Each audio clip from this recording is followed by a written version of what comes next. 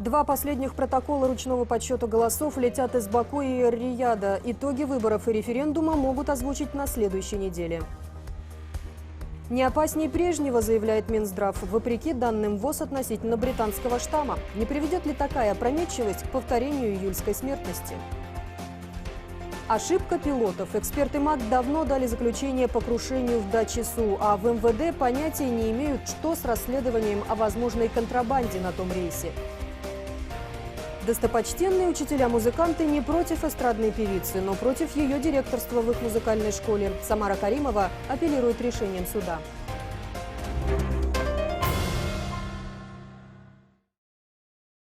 И теперь об этих и других событиях более подробно. Здравствуйте, в эфире новости, в студии Елена Кобзева.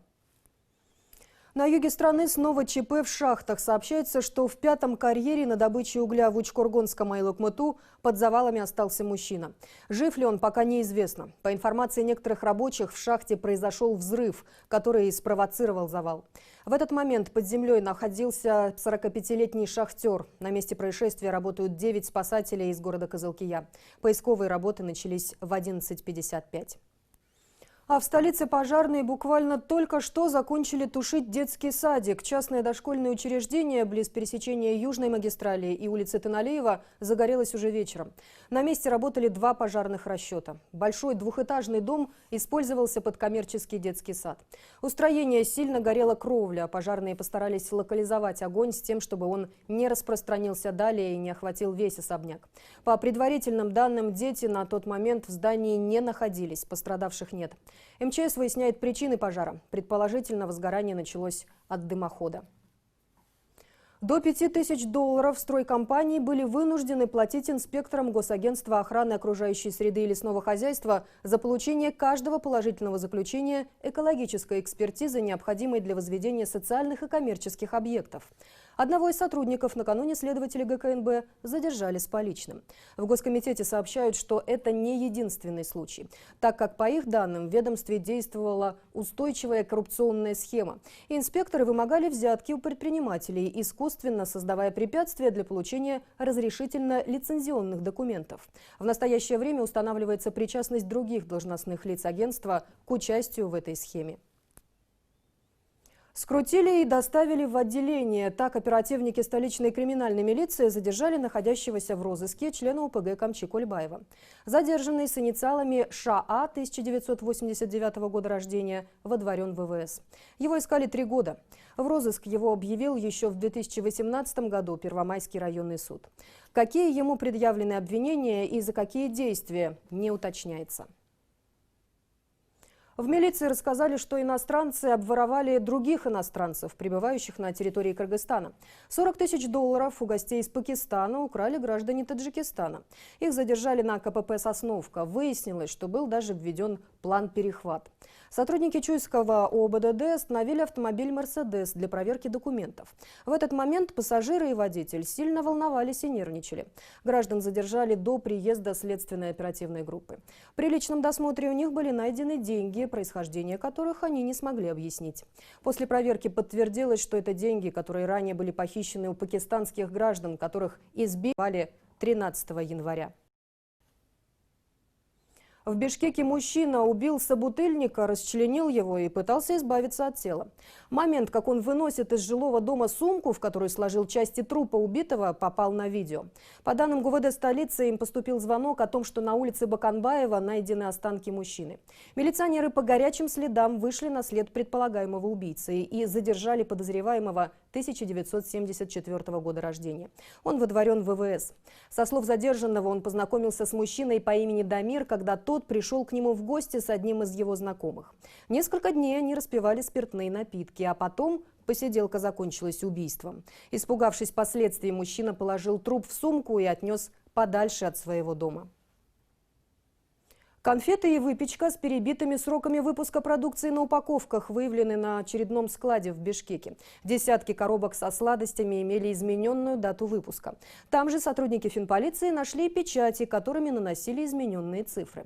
На многих упаковках и вовсе такая информация не была указана, с тем, чтобы проставлять ее перед выкладыванием на прилавки. По данным службы, срок годности этих кондитерских изделий истек еще в 2018 и 2018 году. Склад опечатан, в отношении владельцев проводится проверка. Люди могли быть распространителями ковид, но имели на руках поддельную справку об отсутствии у них инфекции. Мошенников, которые подделывали лабораторные заключения, не проводя никаких медицинских обследований, задержали сотрудники финполиции. Группа занималась изготовлением фальшивых бланков ПЦР-тестов с отрицательными результатами. За каждую справку брали 3000 сомов. Задержаны 2 членов группы, при обыске дома которых были обнаружены бланки на имена граждан Кыргызстана и других иностранных государств. Теперь следствие устанавливает других лиц и, возможно, даже медучреждения, которые тоже могут быть причастны к изготовлению и реализации ненастоящих справок. Уже в феврале и марте может случиться пик очередной волны коронавируса в республике. Такие прогнозы у министра здравоохранения Алымкадыра Бейшеналиева. Впрочем, он заверяет, что медицинская система извлекла уроки из июльской трагедии, набралась опыта и сделала запасы лекарств. Однако достаточно ли этого, чтобы пережить вспышку еще более заразного, мутировавшего вируса, смертность которого в Европе оказалась в 2 раза выше прежнего? За период пандемии в стране скончалось чуть менее 1400 человек. Только заниженность этих цифр уже даже не под сомнением. Вице-премьер по соцблоку рассказала, что проверки установили не только сокрытие истинных данных о гибели граждан от ковид, но и хищение гумпомощи. Самолет Москва-Бишкек приземлился всего пару минут назад. В зале аэропорта Манас пассажиров борта уже ждут. Не только встречающие, но и врачи. Сотрудница пристально смотрит на экран компьютера, картинку передает тепловизор. Пока все в порядке. Ни у кого высокой температуры не наблюдается. Другая сотрудница в это время проверяет у прибывающих наличие результата ПЦР-теста. Важно, чтобы он не был просрочен. Его нужно сделать не ранее, чем за 72 часа до прибытия. Истек срок, придется задержаться и пройти исследование в аэропорту. Результаты ПЦР-теста обязательны только для иностранцев, за исключением детей, дипломатов, представителей международных организаций и членов их семей. Стационарный тепловизор, она очень удобная, потому что если даже тут прилетающий человек 50-60 сразу одномоментно заходит, она фиксирует температуру тела, начиная с 37.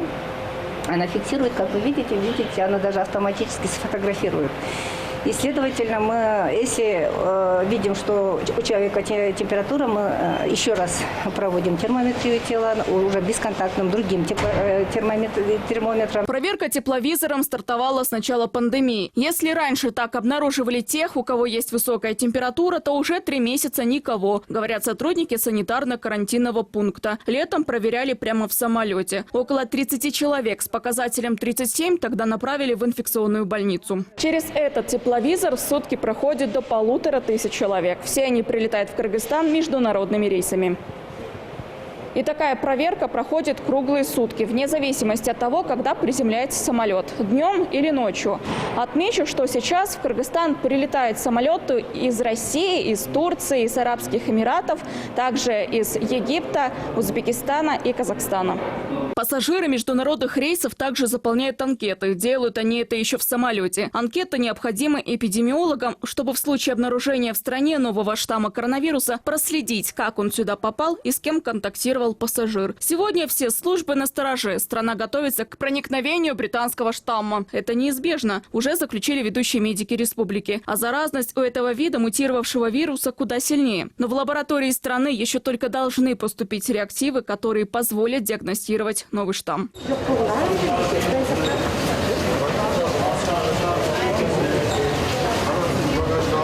За пассажирами внутренних рейсов тоже наблюдают через тепловизор, но уже немного другой. Его можно перемещать с места на место. Прибывающих просят обязательно носить маски. По мнению министра здравоохранения Кыргызстана, новый штамм COVID-19 рано или поздно сюда придет. Отметим, по прогнозам ученых, 3-я волна коронавируса ожидается в марте. Во второй волне вы, наверное, увидели, что Министерство здравоохранения сделало все и не нуждались больные хоть по количеству она была такая же, как и в первой волне, не нуждались в свободных местах. И не нуждались в лекарствах, не нуждались в средствах защиты. Мы в настоящее время подготовили лекарства на 3-4 месяца. Средства индивидуальной защиты на 4-5 месяцев. И также готовим свободные места.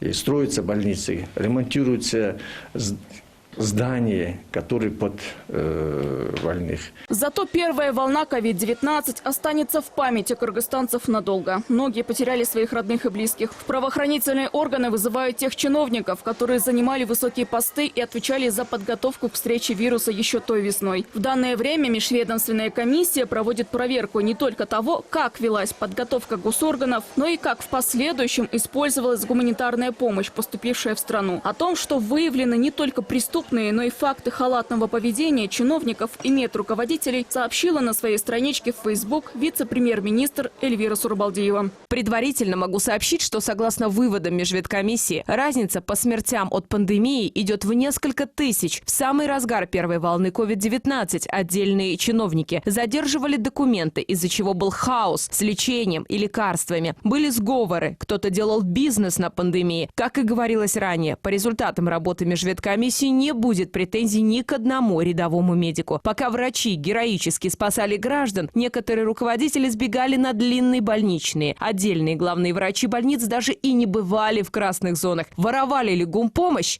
Да. Ситуация с новым штаммом может оказаться напряженной, добавила чиновница. Она отметила, что можно построить еще десятки больниц, закупить скорые машины, оборудование. Но главная проблема все еще остается. В республике может не хватить врачей. Анастасия Соболева, Акзат Тюлеев, НТС.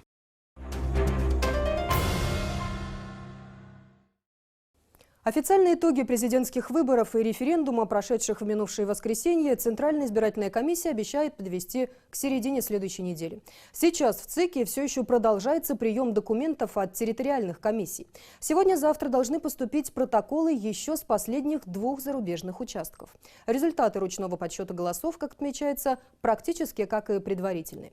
Осталось лишь юридически все это закрепить. От даты опубликования официальных итогов досрочных выборов главы государства, напомним, зависит время проведения инаугурации президента. В коридорах Центра избиркома сегодня очередь из председателей территориальных избирательных комиссий. Они съехались из разных районов и городов страны, чтобы сдать документы прошедших 5 дней назад выборов и референдума. В папках не только протоколы с результатами голосования в своих участках, но и различные акты, жалобы и заявления, поступившие в день выборов. Всего по стране 54 территориальных комиссий. Каждая из них должна успеть в 3-дневный срок сдать документы в Центральную комиссию. Участковая комиссия бар. В нашем районе 40 участковых комиссий. Вот привезли и сдали вовремя 40 протоколов. Сдали нормально, не опоздали. Результаты ручного подсчета голосов совпали с электронными. Выборы прошли чисто. Благодаря использованию автоматически считывающих устройств не было никаких массовых вбросов бюллетеней. И биометрическая идентификация избирателей стала залогом честных выборов. Потому что каждый избиратель может проголосовать только за себя. Это исключает различные сомнения. Всего, напомним, для проведения досрочных выборов и референдума был открыт 2481 избирательный участок. 48 из них были организованы в 28 различных зарубежных странах. Представители большинства из них прилетели в Бишкек и уже сдали документы в Центральную комиссию. Нет пока протоколов только с 2 участков. Это результаты голосования кыргызстанцев в Азербайджане и Саудовской Аравии. Не позднее 7 дней мы должны предоставить. Мы в эти сроки успеваем. Они находятся сегодня уже в пути. В дороге, они уже вылетели. Сегодня они, значит, будут в Стамбуле уже. И ночью ночным рейсом вылетает в Бишкек, и завтра с утра уже к открытию, значит, к 9 часам они сдадут документы. Ну, вы же понимаете, сегодня ситуация неординарная, пандемия, значит, во всех странах регулярно рейсы очень сократились, очень в малом количестве летают. Например, тот же Саудовская Аравия в 5 дней только один рейс вылетает сам в Стамбул. Вот. Но и в условиях пандемии дипломаты говорят, что они укладываются в сроки сдачи протоколов. А официальные итоги выборов Центральная избирательная комиссия по закону, напомним, должна подвести в течение 20 дней. Но так как выборы были досрочными, то сроки избирательного процесса сокращены. А это значит, что комиссия должна это сделать в течение 14 дней, то есть до 24 января. Но в комиссии говорят, что тянуть до этой даты они точно не будут. После того, как все протоколы поступят сюда, здесь мы подведем уже общие итоги выборов президента и референдума, составив окончательный протокол и сводную таблицу. Да, у нас есть еще 9 дней, но мы постараемся пораньше вывести официальные итоги. По закону мы должны выдержать еще 3 дня на случай поступления заявлений и жалоб. Мы думаем, что к середине следующей недели мы объявим официальные результаты голосования на выборах президента и референдуме. Окончательные результаты подводятся на основе итогов ручного подсчета голосов, а не электронных предварительных. Но уже можно точно сказать, что они практически идентичны. Победитель президентских выборов тот же, это Садыр Джапаров, да и результаты голосования по форме правления те же. Мы теперь станем президентской республикой. Теперь другой вопрос, что дальше? Почему так важно знать дату оглашения официальных итогов выбора? Дело в том, что со дня, как это сделают, в стране в течение месяца должна пройти церемония инаугурации нового президента. В сети уже обсуждают, где она пройдет и сколько денег на это потратят. Церемония вступления в должность прежних президентов, кстати, проходила в Белом доме, в филармонии, на площади Алато и в резиденции Ала-Арча. В 2017 году на инаугурацию Сооронбая Джейнбекова из госбюджета республики было потрачено 8,5 миллионов сомов. В 2011 году на инаугурацию Алмазбека Атамбаева 10 миллионов. Ну а рекордсменом по объему трат бюджетных денег на церемонию вступления в должность является Курманбек Бакиев. В 2005 году его инаугурация проходила под открытым небом на центральной площади Бишкека. Тогда на это мероприятие было потрачено почти 20 миллионов сомов. Манас Ачгитов, Нурзада Садыкбекова, Сардар Ашербаев, НТС. Свои поздравления Садыру Джапарову направила экс-президент нашей республики Роза Отунбаева.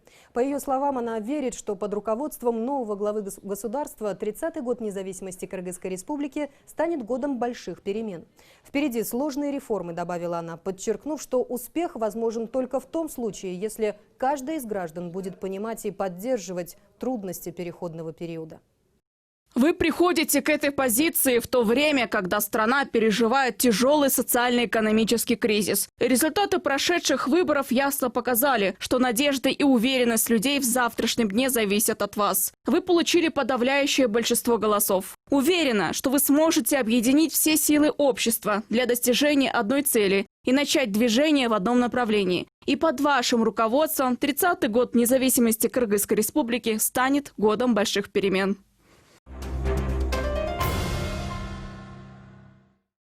Таким же вечером ровно 4 года назад никто из жителей поселка Дачи-Су и предположить не мог, что всего через несколько часов поутру их жизнь разделится на «до» и «после». Огромный грузовой Боинг 747 стер с лица земли деревья, дома и людей, мирно в них спящих. Почему самолет упал? После детального изучения обстоятельств крушения свой экспертный ответ представил Межгосударственный авиационный комитет. А вот с какой целью он вообще прилетал в нашу страну? До сих пор идут споры и озвучиваются предположения. Большинство из них связано с подозрениями о контрабанде, отношения к которой могли иметь самые высокопоставленные лица страны. Проверить эти версии взялось МВД, но после смены ряда министров там даже не знают, где и что с этим делать. Рано утром 16 января 2017 года здесь, в поселке Дачи-Су, произошла крупная авиакатастрофа. Упал грузовой самолет Боинг 747. Сначала он снес ограждение аэропорта, а дальше уже сметал все на своем пути. В результате крушения погибли 35 местных жителей и еще 4 человека, члены экипажа, граждане Турции.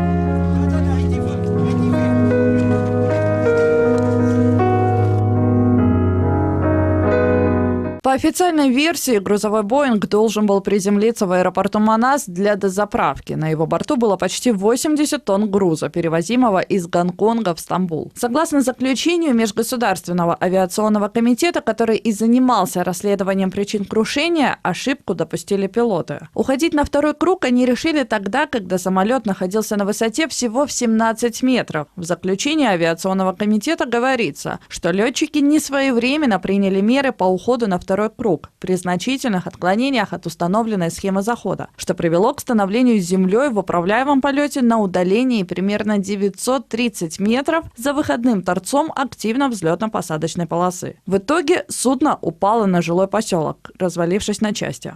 Посмотри, на самом деле ты можешь увидеть взлетно-посадочную полосу вон там. Я наблюдаю за приборами. Я слежу за приборами, а ты смотри наружу.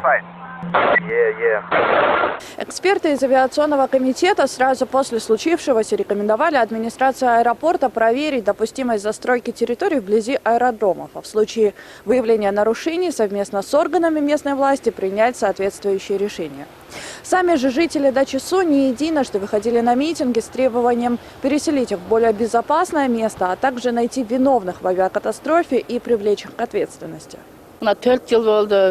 Все, кто сейчас здесь живет, до сих пор не могут оправиться от трагедии. Всякий раз, когда слышим звук пролетающего в небе самолета, сердце замирает и становится страшно. Мы все еще не перестаем надеяться, что нам выделят участок где-нибудь в другом месте, где нам будет спокойнее, ведь нет никаких гарантий, что такого не повторится вновь.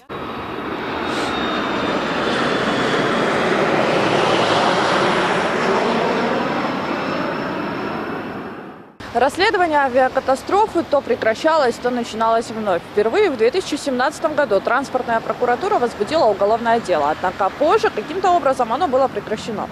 Спустя 2 года, уже в 2019-м, отчитываясь перед депутатами, генеральный прокурор Акбербек Джамшитов заявил о том, что следствие возобновлено вновь и сейчас ведутся досудебные мероприятия. Новая информация, сказанная мной сейчас по этому делу, может так или иначе повлиять на ход самого расследования. В этой связи от подробностей пока воздержусь. Могу лишь отметить, что в свое время было возбуждено уголовное дело, следствие приостановилось, но теперь вновь возобновлено. Занесено в единый реестр, материалы исследуются. По окончании расследования будут оглашены все детали. На какой стадии расследование находится сегодня, МВД не сообщает. На борту самолета находился консолидированный груз. После трагедии сообщалось, кто являлся его собственниками. Были в их числе и товары для Кыргызстана, но при транзитном приземлении его не выгружали. Конечной точкой для всего товара был Стамбул, откуда содержимое самолета распределялось уже по владельцам. То есть доставлялось уже другими логистическими путями. Но это официальная версия. В течение 4 лет не утихали разговоры о контрабанде, которой якобы занимались высокопоставленные чиновники. Однако все запросы от депутатов и других активистов не привели никакой иной информации. За 4 года министры не раз менялись. Депутаты о трагедии замолчали, забылось и само расследование. Причем, видимо, и самими расследователями. Помогают освежить в памяти страшные картины января 2017-го лишь жители поселка и активисты.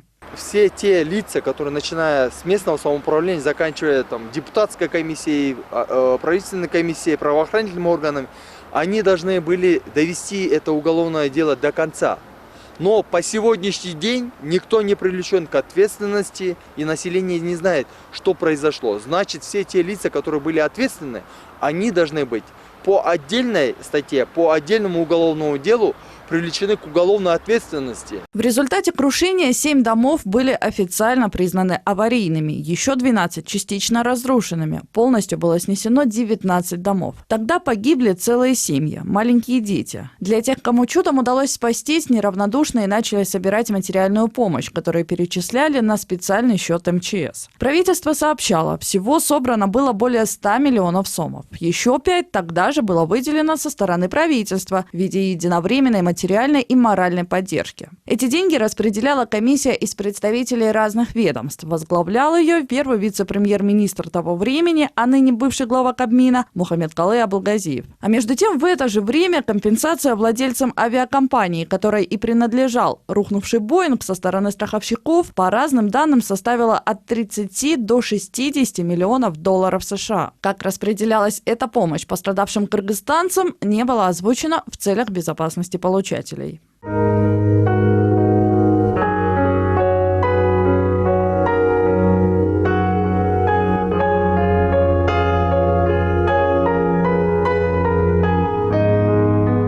Сабина Дамаскина, Владимир Кулбалдиев, НТС. Мэрия готова отдать 30 маршрутов в Бишкеке на аутсорсинг. В муниципалитете признали, что денег на покупку общественного транспорта нет. Поэтому, если найдутся частные компании, готовые заниматься перевозкой пассажиров, с ними заключат сотрудничество. Речь при этом идет именно об использовании автобусов. Приоритет будет отдаваться электротранспорту, во вторую очередь газомоторному. По техническим параметрам они должны быть в длину не менее 10 метров, подходить для перевозки лиц с инвалидностью. Требование Кабмина убрать маршрутки из центра города и оставить лишь для обслуживания окраин столицы муниципалитет исполнить пока не может. Там объяснили, что пока им на замену не выпустят троллейбусы или автобусы, перевозку продолжат маршрутки. Последние, напомним, несколько дней назад потребовали увеличить оплату за проезд до 15 сомов и дали срок мэрии до 18 января. В муниципалитете заявили, что если хоть одна компания-перевозчик устроит забастовку, то через Минтранс у нее будет отозвана лицензия. На сегодня в городе курсирует 135 автобусов по 11 маршрутам. Всего на балансе бишкекского пассажирского автотранспортного предприятия из 477 единиц транспорта в рабочем состоянии лишь 205. Судебное решение о восстановлении Самары Каримовой в должности директора музучилища ВАШИ обжалуют. Такое решение приняли в Минкультуры, но дойти, если потребуется, до Верховного суда, обещают и некоторые педагоги, настроенные категорически не позволить, чтобы ими, музыкантами с высшим, а то и 2 высшими музыкальными образованиями, отработавшими по 40 лет в классах по обучению классической и народной музыке, руководила молодая, не имеющая ни опыта, ни диплома, представительница шоу-бизнеса. Это они сочли за унижение и потребовали от Минкультуры прекратить этот позор. Со вчерашнего дня в музыкальном училище забастовка. На лицах учителей, посвятивших жизнь изучению и обучению творчества Шопена и Молдобасанова, слезы. А Самара Каримова против них сегодня пригласила милицию.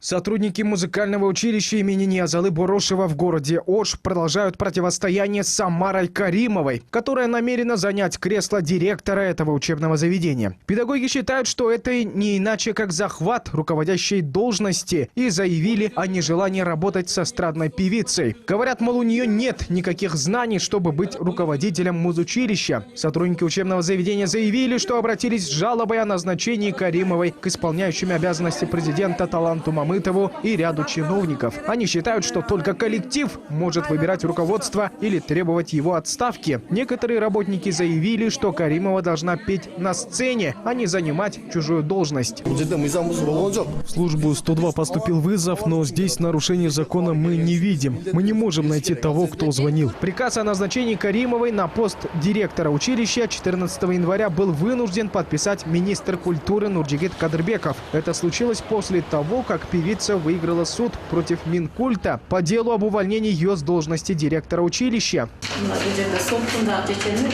У меня на руках решение суда. 2 года назад меня выкинули как какую-то вещь. И я решила отстаивать свои права в суде. Как только приказ был подписан, Каримова пришла в училище в тот же день со своим супругом Асаном Мансуровым, чтобы сразу приступить к своим обязанностям. Она также предъявила приказ об увольнении действующего до ныне директора училища Нурлана Каримова. Сам он заявил, что не знал о своем увольнении и о новой должности певицы услышал в социальных сетях. По ироничному совпадению, теперь уже бывший директор – однофамилец новой директрисы. Министерство в рамках своей компетенции исполнило это решение, но при изучении этого решения юридическим отделом Министерства культуры были обнаружены некоторые ряд нарушений при решении этого иска. В данное время Министерство культуры, информации и туризма Кыргызской Республики готовит апелляционную жалобу на повторное рассмотрение этого дела. Сам руководитель обращаться в суд не готов. Музыканты, педагоги, интеллигентные люди. А ситуация в училище и так вышла за рамки. Шумиха, споры, суды. По его словам, раз такое решение диктует закон, значит, надо подчиняться. Этика работника культуры, говорит, не позволяет им биться за должность.